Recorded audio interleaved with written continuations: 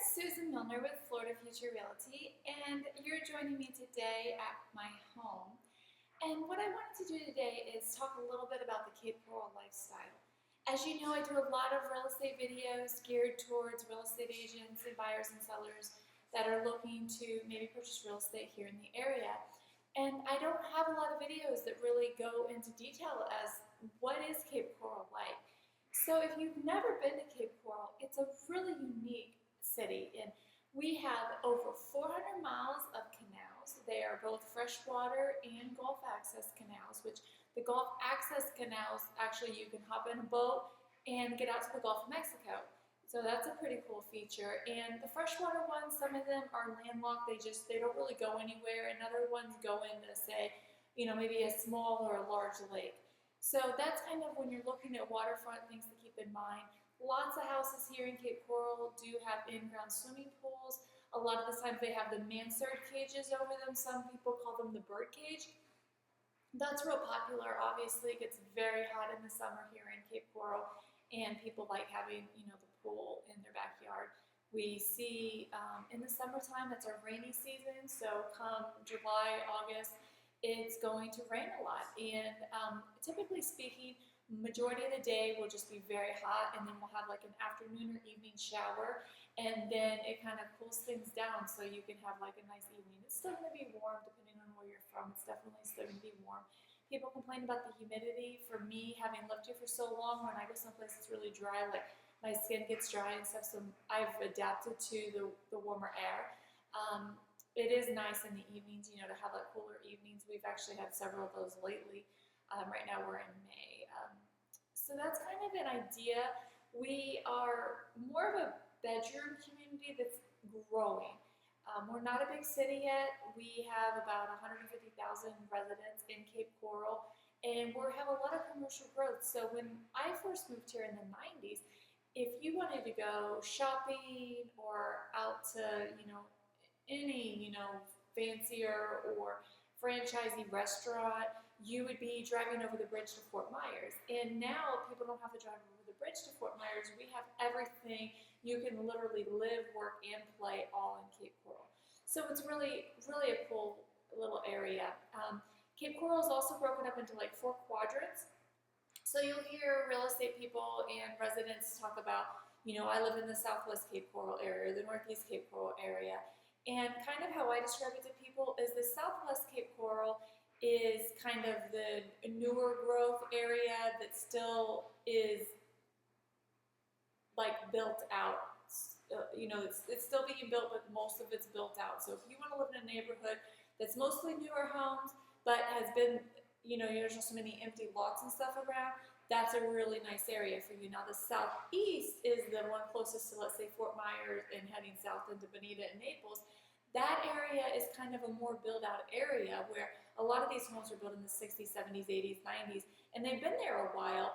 And some of the older ones are actually being, remodeled now that they're getting older. And so there's some really neat stuff going on in the southeast section.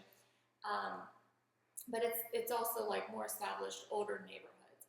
When we go up straight to the northeast area, it's also kind of a lot of newer, because the north section of town, was vacant for so long. There was just kind of sporadic houses. So a lot of newer stuff, but in the northeast, the canals that are here, they don't lead out to the Gulf of Mexico. So if you see a canal, most likely in the northeast section of Cape Coral, you're going to be landlocked. So you may be on the water, but you won't have access to get out.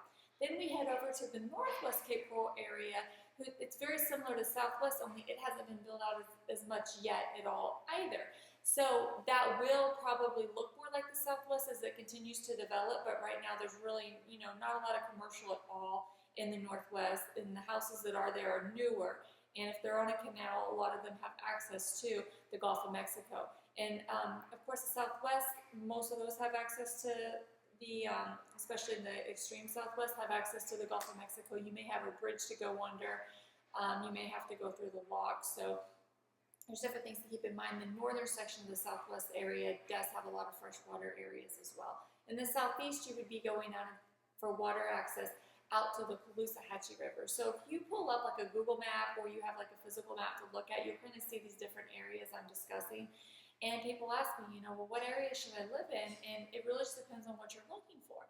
And most of the south part of Cape Coral already has city water, city sewer, whereas a lot of the north parts of town don't have it yet, so they're still on well and septic.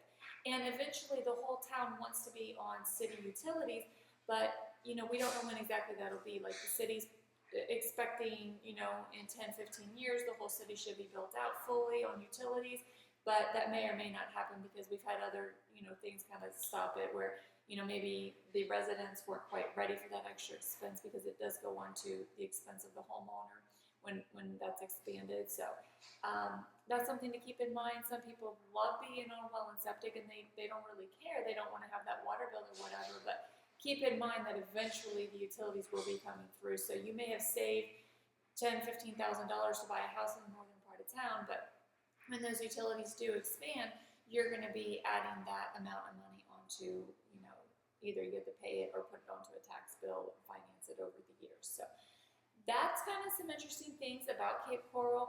We are about an hour south of Sarasota. We're about an hour north of Naples, maybe 45 minutes.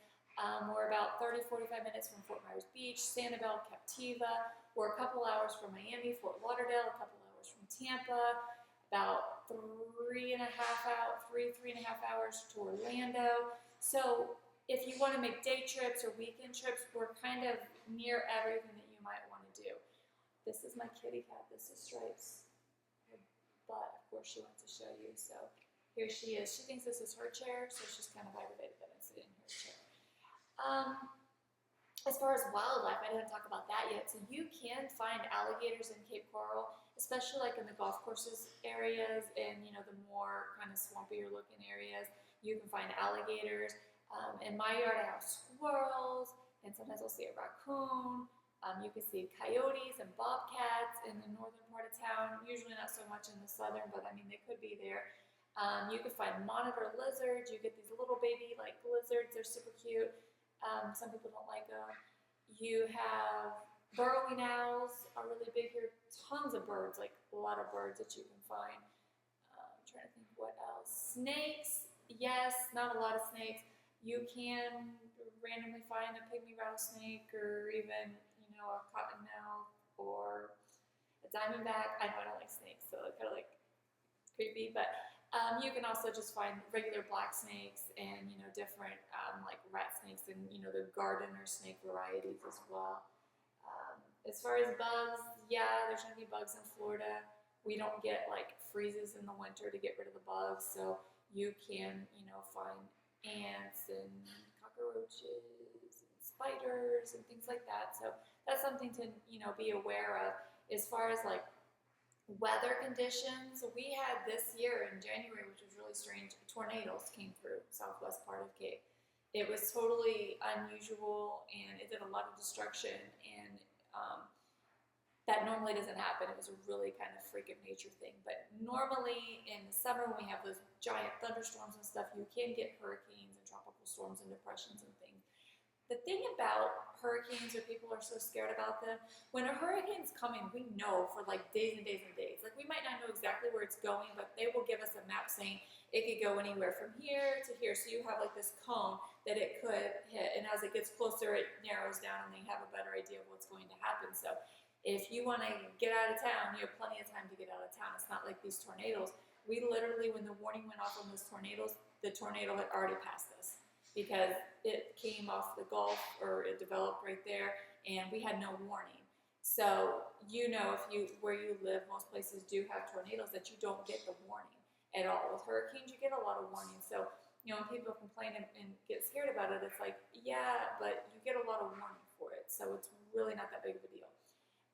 I would definitely take that over this cold in the north. So, anyways, that is pretty much a gist of Cape Coral. If you have any questions, feel free to comment below. I do pop in here frequently to kind of respond to questions. So if you're thinking about Cape Coral, or even Fort Myers, Bonita, Naples, Punta Gorda, Port Charlotte, Lehigh Acres, Sanibel, Captiva, Pine Island, we cover all of that area. So if you have any questions about any of those other areas, I would love to answer your questions below. You can always call our office. The phone number is 542-8521, or you could email me, mail@susanmilner.com, and I will try to answer all your questions. So again, this is Susan Milner with Florida Future Realty here in Cape Coral, Florida. I look forward to speaking with you.